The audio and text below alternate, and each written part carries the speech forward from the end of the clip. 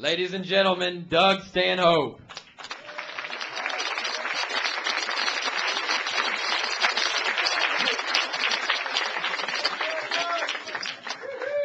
How are you guys? All right, what a day, man. God, what happened? I blew a speaker in my car today. That sucked. Yeah, he was a motivational speaker. Left a bad taste in my mouth, but I feel a lot more positive, and that counts for something, you know. I just found out I'm gay a few weeks ago in Oklahoma. That sucked. Because I had no idea. Some guy in a bar told me. You're a faggot. Ah, shit. What's that? How am I going to tell my dad? Hard enough breaking it to him I was an asshole. He's going to hate this. I got shit from a guy, a one-nighter in Oklahoma for wearing an earring. Yeah, what are you, queer or something? You got women's jewelry and you some kind of homo. Everybody in the world has an earring. I know a guy who's got his lip pierced. He's got his schmeckle pierced and he runs a chain in between them. I can jerk off just talking too much, but I'm the freak. I was going to get my dick pierced, but I figured, hey, it stings enough when I pee. You know what I'm saying? Sure, we've all been there. I have like 3 friends now who've actually done that went ahead and got their lunch pierced like that. And they tell you it's supposed to, enhance the sexual act somehow, which is bullshit, because, if it did, they'd sell clip-ons, you'd figure. Sell them in the toilet for 75 cents in a machine or something. I mean, it would turn me on. If a girl had herself pierced down there, that would turn me on, but not because she had a ring down there, just the mere fact. If she's going to do that to herself, shit, she's going to let me do just about anything, She's not going to be whining about taking it in the ass if she has a big hunk of metal in her snatch. Am I wrong? I'm wrong, tell me. Wow, it's nice to be back in Houston. Oh, goodness gracious.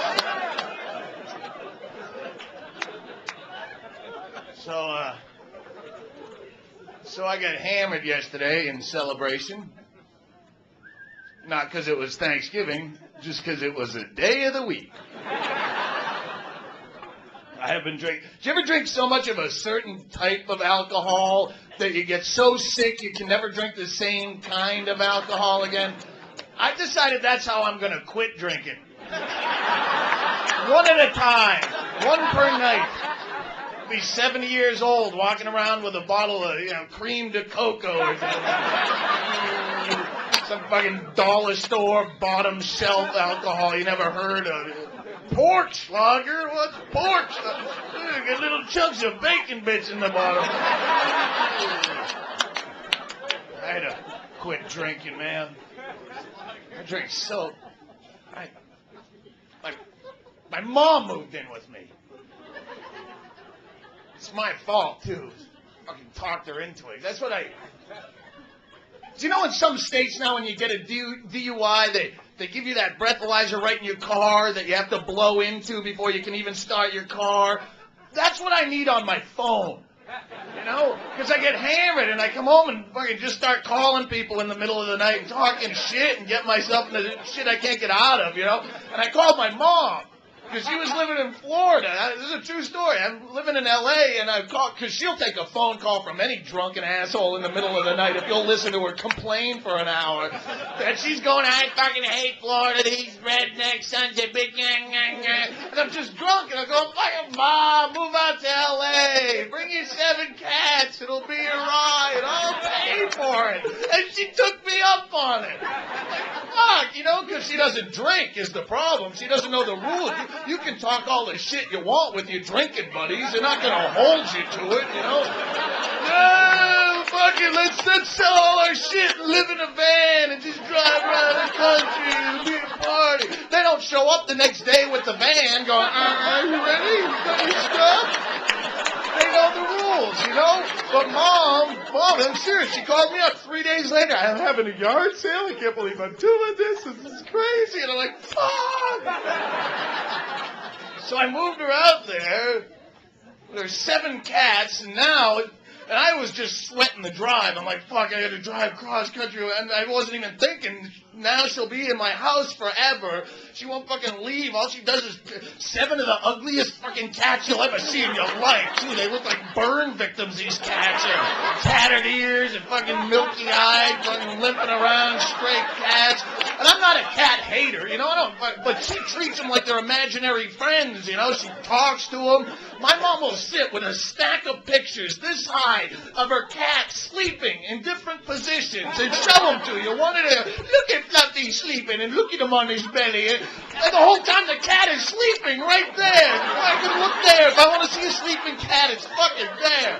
My God. She just fucking stumbles around 5 months, stumbling around my apartment, farming cats in little bathrobes that are only this short, you know, and she'll walk around and pet cats right in front of you with the grandma panties all pulled up in there and that unkempt beads splayed out around the side. Looks like someone stepped on a spider, you know. Come on, put on some fucking clothes, go get a job, do something, go out, have a life, you know.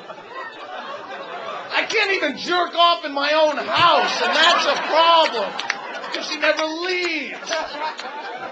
The only time she leaves, 10 minutes a day, she'll go down to the 7-Eleven and blow all my money on scratch tickets. I have to scramble for the nearest porno and try to beat off in under 10 minutes. I don't even want to. I just have to take advantage of the time, you know? I know I'll want to later on. I won't be able to. Do you have any idea how horrifying it is to be sharing an apartment with only your mother? You have your favorite porno in the VCR, your pants at your knees, dick in your hand, nervous trickle of perspiration dripping down your forehead, hoping you get done in time. You hit play on your favorite porno, and it starts at a different place than where you left it last. No!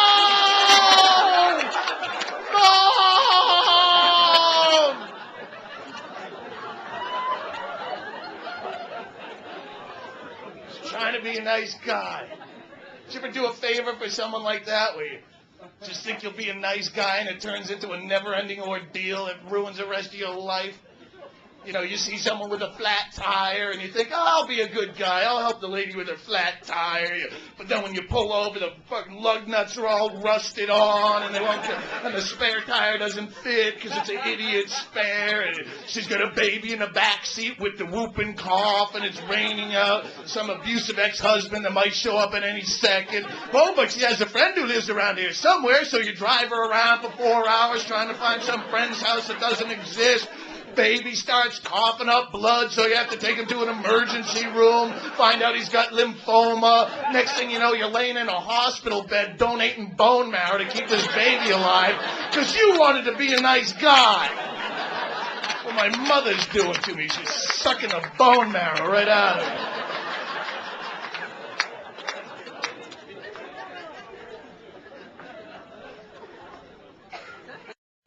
That's why I'm glad to be here. Glad to be anyway. I'm just taking any shitty gig in the world. I don't care. Doing band breaks for the mechanical band at Pistol Pete's Pizza. I don't give a fuck. Does it have accommodations? As long as you get me a hotel. I need some alone time.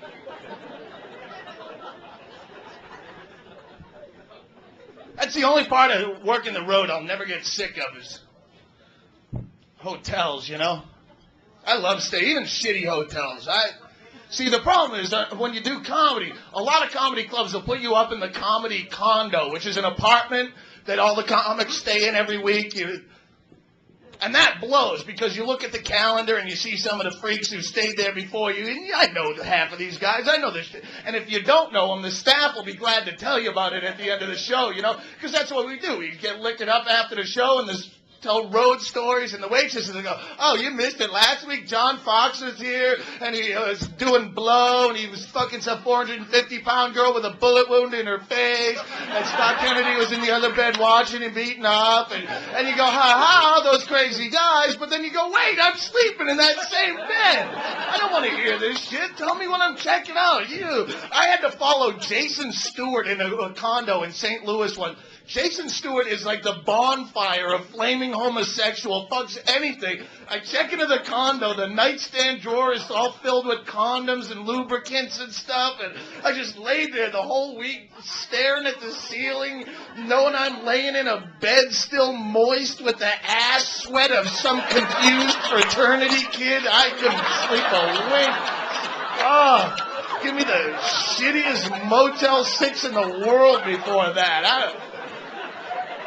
People rag on Motel 6, but it's a shithole, but it's a shithole when you check in. The price is on the sign, you get free HBO, free local phone calls, 1 in 10 chance of getting crabs from the bedspread. I can live with those odds, I know 1,000 whores and truck drivers have fucked in the bed, but I don't have to hear the stories firsthand from the front desk lady, Oh, 106. There's a roadway driver in there last night. He was fucking some 450-pound girl with a bullet wound in her face. Enjoy your stay.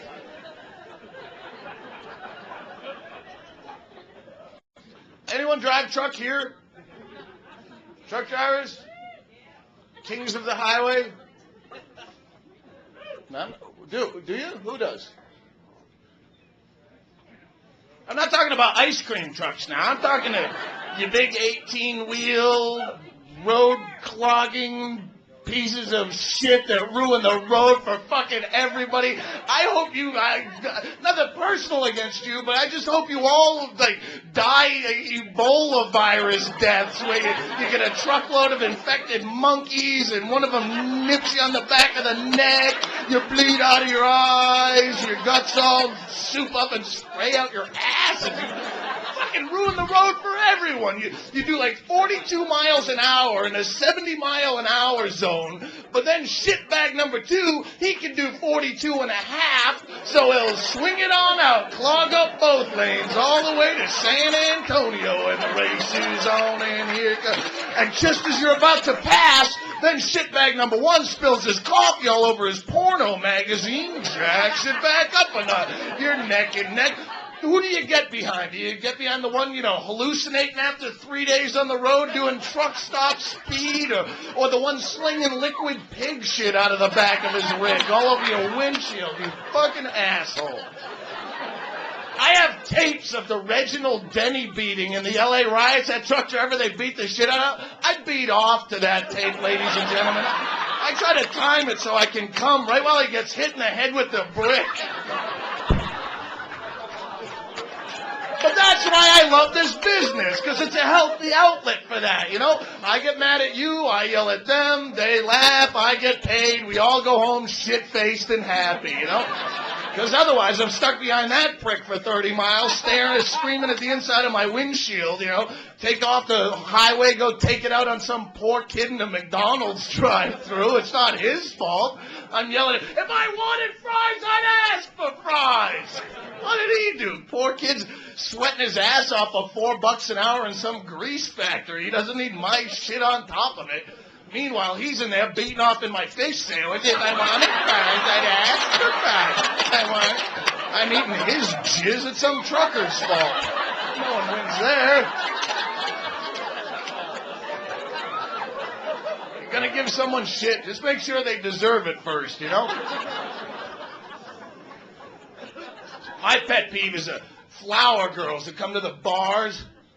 You get those out with their little basket of flowers, and they stalk you around the bar. As soon as you start talking to a chick, they come jack you up to buy a flower for her, make you look like a real dickhead when you won't buy one.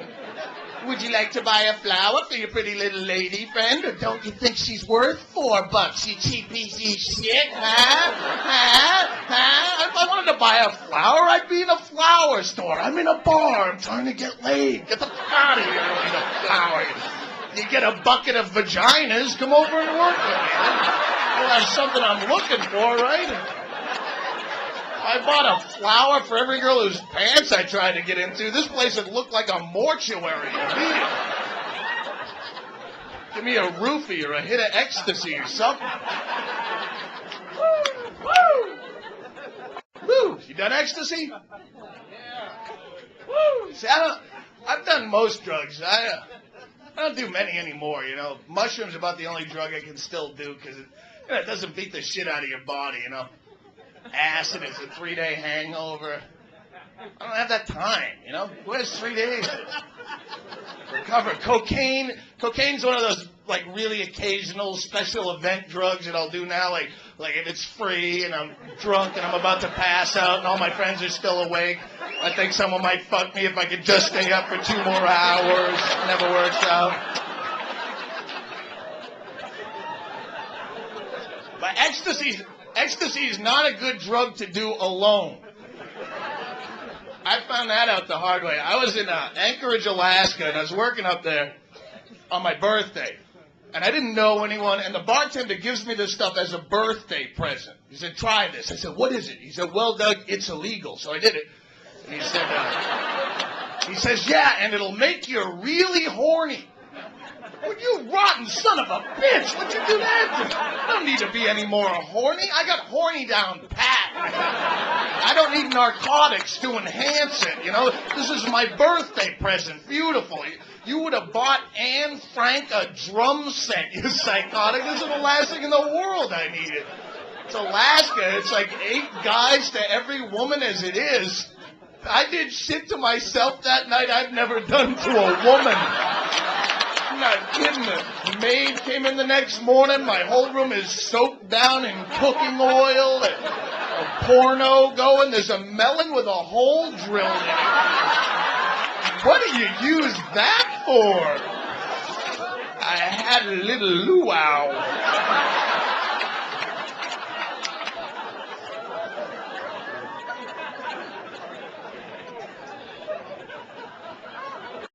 See, those are the kind of gifts I get. So I'm kind of a sick fuck, my friends know it, and then they give me weird shit. Just once I'd like a sweater, you know? You know what I got for gifts last year? It's true. I got a penis pump and an inflatable sheep called the Love You. They were given to me as gag gifts, joke presents, and I laughed. But you know, stuff like that can only hang around your apartment for so long before you have to stick your dick in it. Much like the cat or the VCR. No, but seriously, I got these as joke presents, and I took the inflatable sheep and I blew it up and I put it. I have a home gym, a big home gym at home that I bought for myself as a quit smoking present a couple years ago, and now it's something I can stare at while I smoke. And so I put the sheep up there, and I put the penis pump over a wine bottle in my front window to scare away unwanted visitors. And plus, someone did spend money on this shit, so if they showed up, I wanted it to look like it was out and being used, you know? But the problem was, do you know what a penis pump is? Is there anyone who doesn't know what a penis pump is? They sell them in the back of magazines. It's a cylinder, and it has a black rubber seal around the outside that tucks up into the cylinder with a hole in it, and you stick your dick through there, and there's a pump that you pump up at the end, and it makes your dick bigger. I mean, no bigger than it would get on its own, but it's kind of fun to watch. Hey, look, But listen, this is what happened. By the time I got bored enough and drunk enough to stick my dick in it one night when I'm all alone, it had sat in the window for so long in direct sunlight that rubber seal had gotten hard and cracked. So it wouldn't hold the suction, so I should have stuck my dick in it sooner. But what I figured out is if I took a condom and put it around the outside, cut out the tip, and pushed that up through it, it created the same effect, which, you know, for a second it made me think of every teacher who said that I had great ability, but I applied myself inappropriately. They were right. But it worked, and I watched my dick get bigger and then, you know, go away. And I thought that was the end of the story. But the next day, my girlfriend came over and found the open rubber package and thought she busted me. She goes, you were fucking another girl, weren't you? And I went, yes! Yes, I was! I have the perfect girlfriend, too, you know? Perfect, flawless perfect. She's beautiful, she's loaded, she doesn't drink or smoke or do drugs. She loves little children, recycles, does volunteer work. You ever find the perfect person run so fast they see flames shoot out of your ass? Because all the perfect person does is amplify your flaws 1,000-fold. You know, it just makes you look like that much more of an asshole. I used to be a partier. Now I'm an alcoholic, you know? It's all in who's judging you. Find yourself someone with at least as many character defects as you have if you want to retain even a modicum of self-esteem. Find yourself a nice manic-depressive crack whore. That way, you come home late, you find her cutting her wrists and blowing your mailman. Chances are she's not going to bitch about you smoking in the house. You know, you're on equal footing at that point. 2.5 years. Biggest flaw I ever found in her, she's occasionally late. It's not a lot of ammunition when you come home stinking drunk at 3:30 in the morning, smelling like titty dancers, you know? You totaled my car. Yeah, maybe I wouldn't have if you weren't sometimes late. You tardy douchebag. How do you live with yourself? Nothing to work with there. I mean, even my own friends bust my balls about it. What's she doing with you, man? She's perfect. You're a disgusting pig. So what's your point? You know? What's the attraction? Fuck you. Maybe that is the attraction. I am a disgusting pig. Do you ever think of that? Huh. Well, I don't know. Did you ever have someone go down on you and stick their finger in your ass? Yeah, you know how that's the most disgusting thing in the world, but at the same time is still pretty exciting? That's just like me. I'm like a finger in the ass. You don't know if it's going to be the best orgasm of your life or you're just going to shit the bed, but it's worth the risk. It's the best theory I can come up with.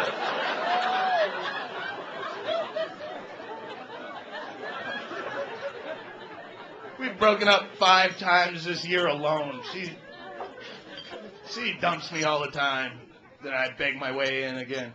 She broke up with me 3 weeks ago. And normally I would. I go, oh no, we can't. You can't break up with me. You'll be fucking someone else. Stop it. No. But this time, her birthday is the 21st of next month, and then Christmas is 4 days after, and I owe her $1,000. So I go, yeah, maybe we should start seeing other people. I know, I'm a dick. You don't have to groan to prove it.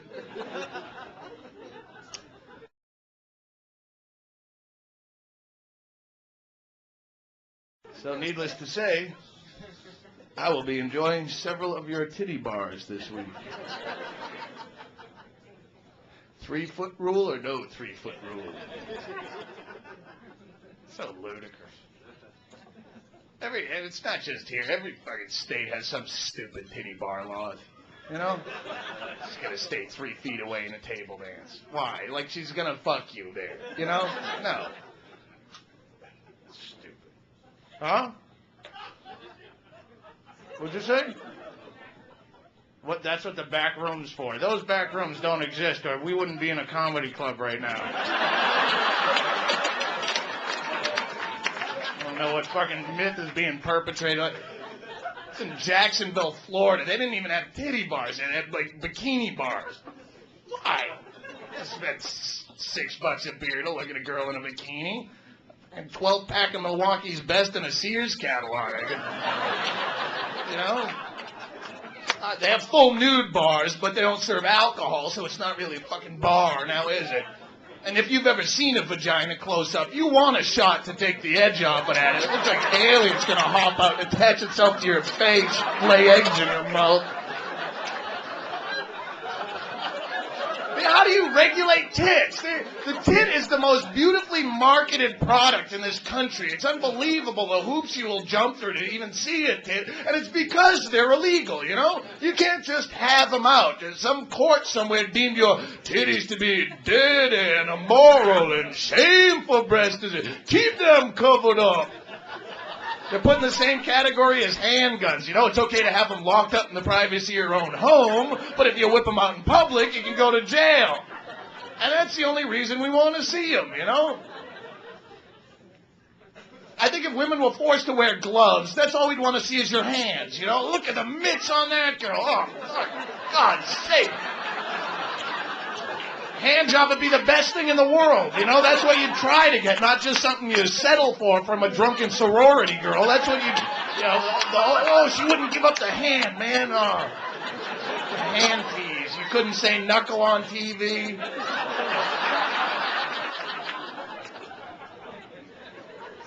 Unbelievable. If you could walk around with no shirts like guys do, I'd stare for a week. After that, so what? I know that because I've sat in a titty bar for so long, I became completely desensitized, you know? 7 hours of tits bouncing all over the place. Yeah, just get me another cocktail, you know?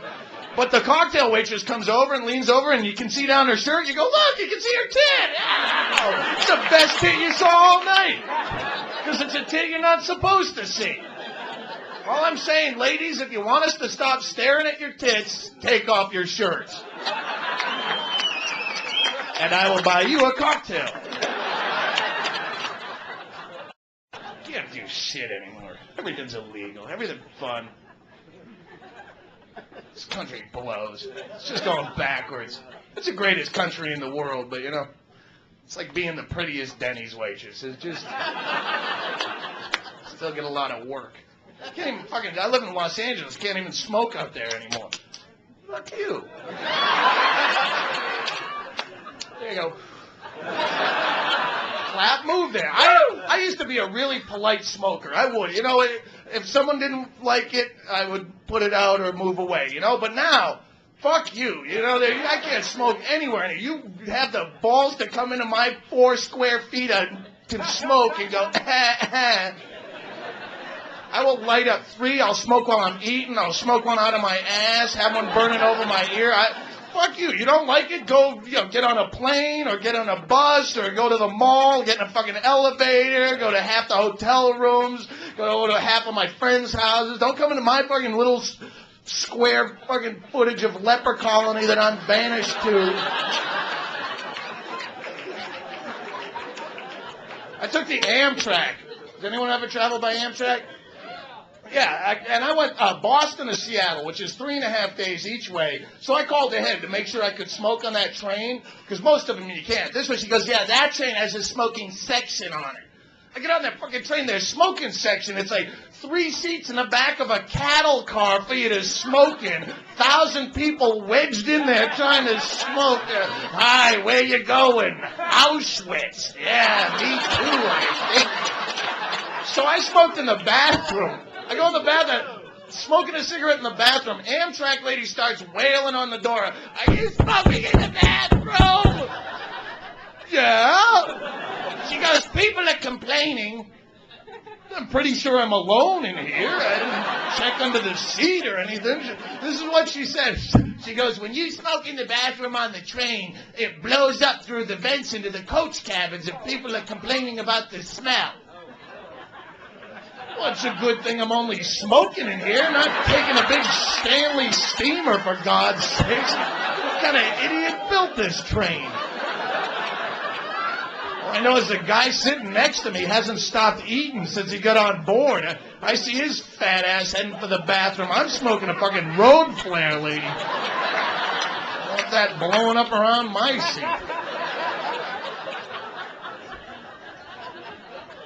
The tobacco industry, man. I feel bad for them because, you know, They made it illegal for tobacco companies to advertise on TV a long time ago. But now all the anti-smoking people can go on TV and say whatever the fuck they want about the tobacco industry. And it's always like these brutal personal attacks against the tobacco.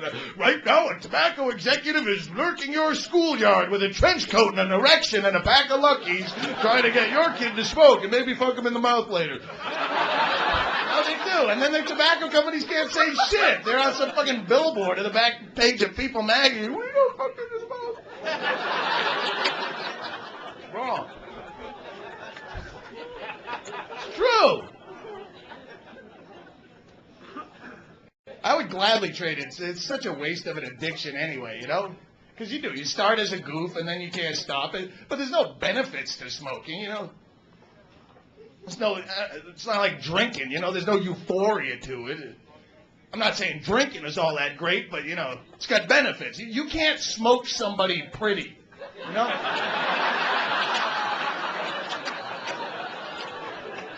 That's a big bullshit myth, too. Alcohol does not make ugly people attractive.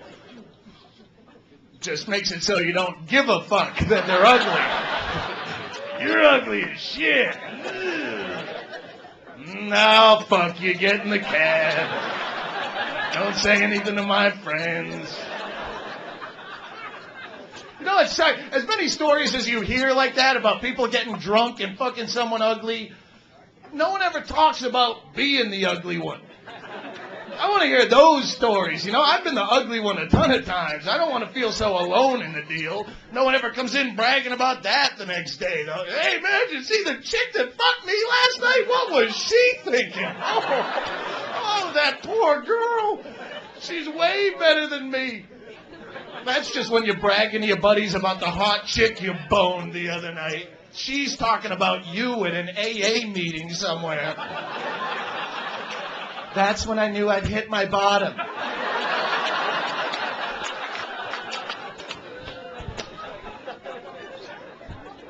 I'm the ugly one a lot. 'Cause I'm a terrible lay when I'm drinking. I'm the worst.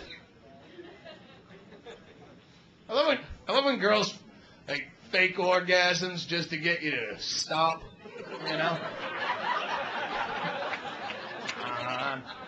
Don't fake orgasms unless you're really, really good at it. Because I know when I'm a lousy piece of ass, and if you try to play otherwise, you just embarrass both of us, really, you know?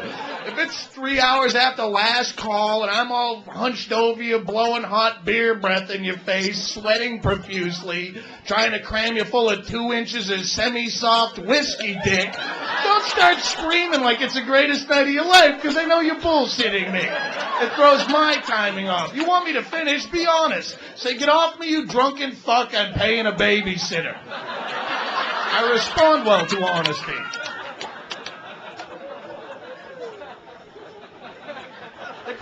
They should put that Viagra right into alcohol like they fluoridate water, so you don't even have to think about it, you know? I'd pay 50 cents extra a beer for that. I would take Viagra if I could score some on the streets. I don't want some doctor fucking probing around with me just so I can get a script. But I mean, I would do it now. But I mean, the people who are doing it, like 75-year-old people. Do you still want to be fucking when you're 75? Why? Who are you going to be fucking? Other 75-year-old people. When in your life have you ever seen someone 75 and went, oh, yeah, check that out, I'm fucking crazy. Oh, the way she's sucking her peas up through a straw is making me hard as stone. I wouldn't throw that out of bed, not without breaking a hip, you wouldn't. I don't want to, I think of all the time and effort and money I waste trying to get laid now. When I'm in my 70s, I don't even want to be thinking. I don't want to be 90, you know, combing my last 3 hairs over my head, balls dragging against the carpet. I think something's coming my way tonight. I feel lucky. Oh, look, she smiled at me. It's because you shit your pants.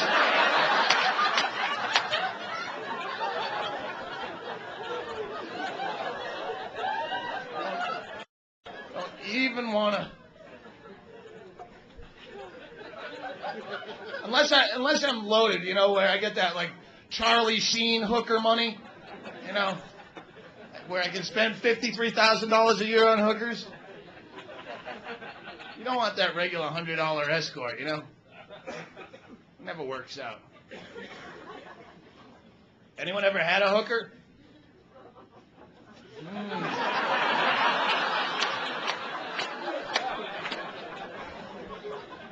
You know who's gonna made with hookers? Military guys. They do. They don't get any shit about it, you know? Any military, ex-military? Were you overseas at all? Yeah. Where were you? Thailand. Thailand. Did you ever get a hooker in Thailand? Oh, yeah. Hell yeah. All right, there you go. Thanks for... Well, and they do, because I did shows over there in Korea and Japan and Okinawa and stuff. And you would. In a military show, that's fine. You say, hey, who's had a hooker? 9 out of 10 hands. You go, and not only would they cop to it, but they'll tell you about it in great detail, too, you know? I get a $5 Filipino basket fuck. Show them the pictures, right? Show them the pictures. And somehow that's socially acceptable, you know? At least society will turn a blind eye to that. Well, there are fighting boys overseas. If that's what they had to do to protect our great country, we'll pretend that never happened. You get a hooker in downtown Houston, though, your face is on a milk carton, they're protesting outside your house, you're listed on the internet as some weird sex offender. Just because I don't want to go through 12 weeks of boot camp doesn't mean I shouldn't be able to get my cock sucked for a fin. Who's with me? Let's hear it for those hookers. They're working hard for you people. Where else were you over there? Did you ever go to Okinawa? Yes. Did you ever see the banana lady over there? Oh, Thailand. In Thailand. Okay, this is a specific one. Well, no, I had heard, before I went over there, my brother had been stationed there in 85, and he had told me all about this lady. She'd been there for like 35 years or so. This woman, right outside the gates of Kadena Air Force Base on BC Street. I'll give you directions on a cocktail napkin if you want to go there after the show. This woman does this show. She starts out, she takes a beer bottle, and she sets it down on the stage, puts a stack of coins on top of the bottle, squats down over it, picks up just the quarters, and then spits them a few at a time into an ashtray. And that's just her opener. And it kills. So then she takes a banana and peels it in front of you, so you know it's not a trick banana or something. I don't know. And she stuffs it up the old fruit bowl there, and she will bite it off into chunks using just the muscles, you know. And she doesn't do it in any kind of sexy way at all, which is good because it's not erotic in the least. It's no more of a turn-on than watching a dog take a dump on your lawn. I mean, that's what it looks like. And apparently she knows it, too, because instead of trying to be sexy at all, she does it like she's some wacky pitchman selling food processors on late-night TV. She'll count out in Japanese. Just start firing them out of the hole. It's fucking hysterical. It's like being at Benihana. Chop, chop, chop, chop, chop, chop. Then she will get a volunteer from the audience, have you come up on stage, lay on your back, and she'll stand over you and drop a piece of banana into your mouth without hitting a tooth. That's how my brother had always described it. Without hitting a tooth. It's amazing. Because my brother's easily impressed. But still, he ate the banana. So when I went over there, I was legacy. I had to eat the banana, you know. Fuck off. Live your own lives, all right? I like to wake up with a story, okay? So I went down, and it was just like he described it, you know, the quarters and the banana. And it gets to the part where she's looking for a volunteer. And I'm pie-eyed drunk, and I'm screaming, pick me! I want to be the guy over here! I don't know why I thought there'd be a long line of guys fighting to eat a banana out of some old woman's pussy, but it's evidently not the coveted spot that I'd imagined. I'm the only guy in the entire place even willing to do it, and still I'm screaming like I'm Horshack from Welcome Back, Kotter. So I get up on the stage, and the first thing she does, which was never explained to me, is she pantsers you on stage. She pulls your pants right down to your ankles, which, if I'd have known that, That would have queered the deal completely for me. My penis has no stage presence on its best day. You know, much less in front of 30 screaming Marines. It's like I just come out of a cold pool, you know? And she acts like she's blowing me. She's not, but for show, she gets her head going like this. So it looks like I can't even get wood with the suck start, you know? I'm completely humiliated. And at that point, I'm craving banana. I'm salivating for the banana because I know it's the only thing to get me off the fucking stage, you know? Give me the banana. I'm not having fun anymore. I lay down. She showboats for another 10 minutes, you know. I'm swinging 1.5 inches of flaccid baby dick for 30 jar heads. Till we cut to the chase. She stands over me to drop the banana without hitting a tooth, mind you. Bullshit. First piece, splat, right off of my forehead and rolls across the stage. Like, no!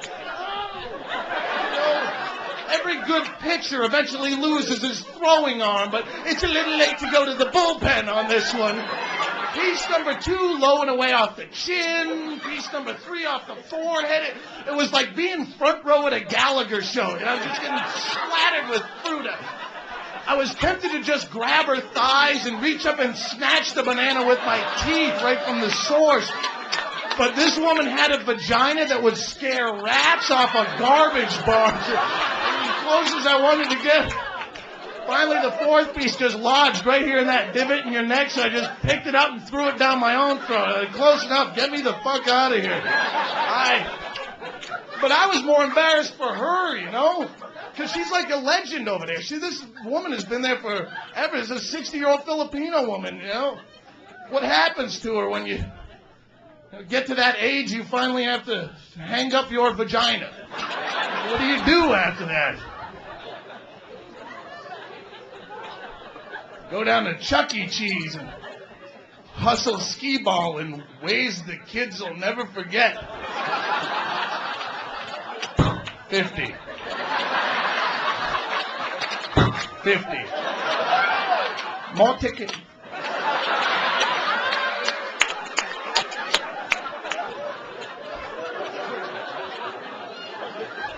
Sorry, my act's not for everyone.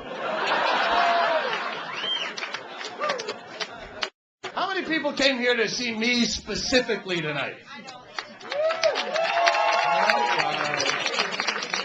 How many people came to see whatever bag of shit was standing behind the microphone? And that's the problem with comedy. Nowhere else do you fucking do that.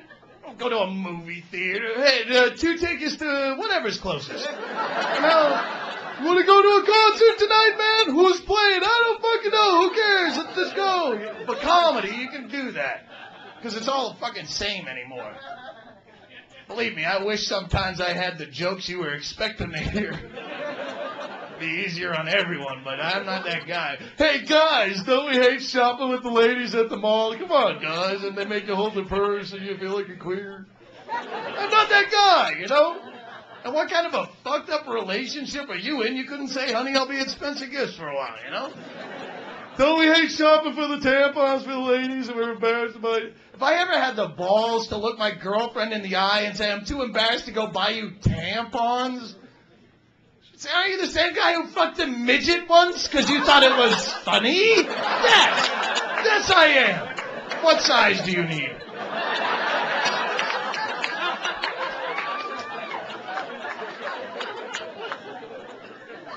I did fuck a midget once. True. Because I had the opportunity after a show. How could you not? Just one time. Just to see. You know? I don't have jokes about it. And that's what hurts the most, is I don't have jokes about it. It made me feel self-conscious. Because I work with so many comics who do midget jokes that are just jokes. They just made it up. You know, I really did fuck a midget. I didn't get a single bit out of it. How bad of a comic do you have to be to fuck a midget? It doesn't even ring a bell as something that might be funny or interesting to people. And I think the problem was the next day I called a friend of mine Because that's the whole point in having a good story, is to call all your friends. I go, guess what I did last night? I fucked a midget. And you know what she said? Was it a guy or a girl? And I took offense to that. You know, oh, it was a girl. What do you think, I'm weird? Of course it was a girl. If I was going to fuck a guy, it would have to be a serious freak of nature, you know? Like midget, that's just kind of odd. It would have to be like JoJo the dog-faced boy or a two-headed guy. It would have to be an incredible story. Freakish enough sex to offset the homosexuality in it, you know? To the point where gender's no longer even an issue, you know? You fuck the elephant man, no one's going to call you fag.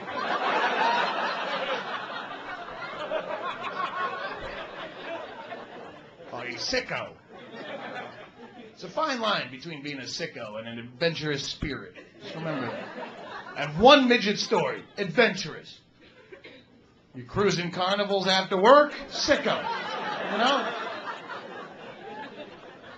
You eat one banana out of an old woman's pussy? Adventurous. Every day for lunch? Sicko.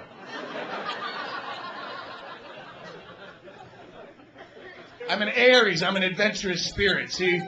That's my excuse. I fucking hate people who do that. They use their astrological sign to write off their shortcomings. You know? I'm a Virgo. I'm a perfectionist. Leave me alone. No, you're a fucking douchebag, and you've been busting my balls all day. It has nothing to do with Virgo. I had a girl that I had sex with after a show, which is very rare with my act, but it happened in Deep River Falls, Minnesota, and she had the balls to say that to me. She goes, I can't help myself. I'm a Sagittarius, and we love sex. It's not my fault. You're a whore! Come on now. Just say you're a whore. Don't tell me. You knew me for 30 minutes and you fucked me in your car. Don't tell me if your mom blew you out of the hole 3 weeks earlier, you'd be reading a book right now, you know? What did your horoscope say this morning? An alluring stranger will leave you saying, let's pull over behind this dumpster. No. I'm a whore too, but it's because I have a drinking problem and a low self-esteem, not because I'm an Aries. Hey, Bob, can I get one more Miller Lite? Don't worry, we get huh? The midget story. What about it? Oh, there's no story to it. All right, I told you. I got rolled by a transvestite hooker. If you want to hear that story, that's funny. Midget was just kind of icky and awkward, and nothing happened. Transvestite hooker, though, that actually only happened a few months later. Y'all been rolled by transvestites before? All of you? Really? Here's my story.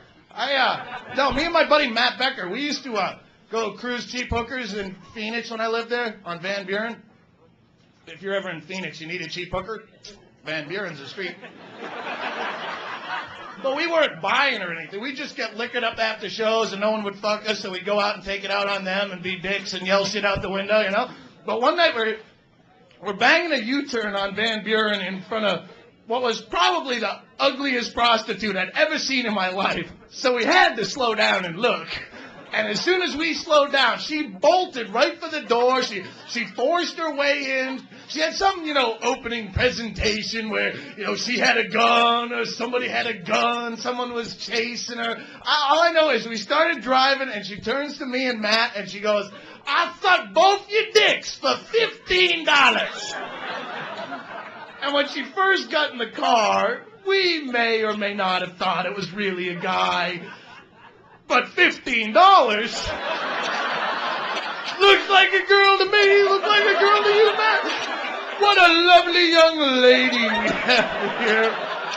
And before I could even answer, she pulled my dick out of my pants and started blowing me, which is a good way to close a deal in any line of work, I think. That basically spells sold no matter what you do for a living. And so I gave her the $15 out of my pocket, and she takes us down this whole, maze of side streets. We get to a dead end in a dark residential area, and we pull to the side of the road, and we're in a Jeep. So I've been sitting up in the hump of the Jeep. Matt's sitting right here waiting his turn. She's going to work, and me and Matt are just trying not to laugh. Because anytime you're getting a blowjob that close to your best friend, your tendency is to chuckle a little bit, But I have my dick in the mouth of a very ugly, angry crack whore right now. I don't want to bust up laughing, you know? I don't want to be the reason she snaps and bites down, so I'm being cool. I know I've made a huge mistake with my life, and at that point, I felt her fucking around in the back of my pants. And all I said was, "What are you doing?" She goes, "I didn't touch your wallet." You fucking ass. She goes, "Your wallet's down here on the floor." And she hands me my wallet back, and there was a $50 bill that was in there. It's gone. So I go, "Where's my $50? "I got you $50. I said, "Give me my fucking money." And she grabbed me by the hair and slammed me into Matt so hard. Matt went right out the driver's side of the Jeep. I picked up on the roll bar and kicked her in the head as hard as I could, and she just got pissed. And at that point, any illusion that this is really a chick have gone right out the fucking window. That dream's over, kids. Lose your boners and sober up. So I jumped out on the driver's side. She gets out on the passenger side, and I have no idea where I had the balls to even try it, but I still had my wallet in my hand, and it was dark enough out that I came up over the Jeep, and I go, "Give me my money or I'll blow your fucking head off."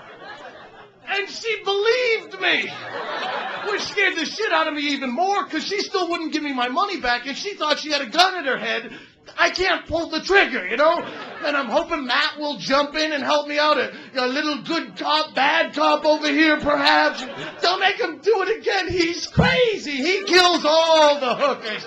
You know, something, because I'm running out of threats here. Matt's just wandering around, punch drunk and retarded, like he just found out he's adopted. I'm like, "Get in the fucking car. Let's go. Let's go." I got him in the car, and we hauled ass out of there. And at first, we're wicked pissed because we've been completely stripped of all our pride. You know, should we go back and run her over with the car? Should we whack her in the head with a tire jack? You know, we finally cut our losses and we drove home. And it was probably the most silent drive home of my entire life. And we get about a mile from the house, and Matt finally looks over at me and he goes, "Ha ha, you got your dick sucked by a guy! Fuck you! Fuck you, man! You waited in line to get your dick sucked by a guy. How's that? And where's my $7.50?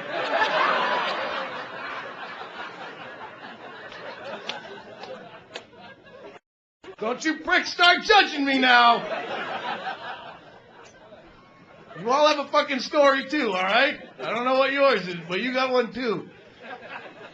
You might not jump on the I fucked a midget bandwagon with me, but you have some fucking story. You caught crabs, you fucking fucked your best friend's girlfriend, ran up a big phone sex bill when you were hammered, you shit your pants, you had an abortion, I don't know, you walked through the Circuit City and you saw a big screen TV, and just for a second you thought, "Oh, as soon as my grandma dies, I'm buying that. I can't wait," you know?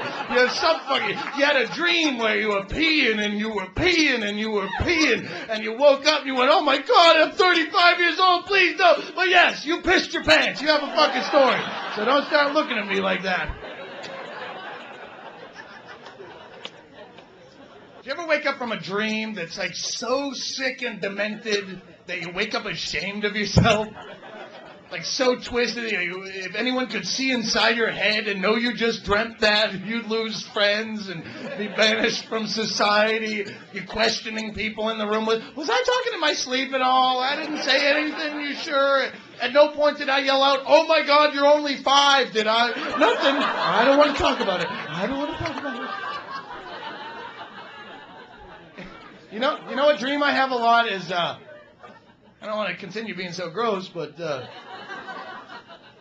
does anyone have suck your own dick dreams? I'm dead serious. I have them all, not every night, but it's a recurring theme where I do have this 2-foot dick. I don't even have to crane my neck to suck my own dick. I just sit there like a big retard. I love that dream. But I can never finish. And I don't know if it's one of those dream things where if you come in your own mouth, you'll die. Like when you're falling, they say that. If you hit the ground, I don't know if there's any myth attached.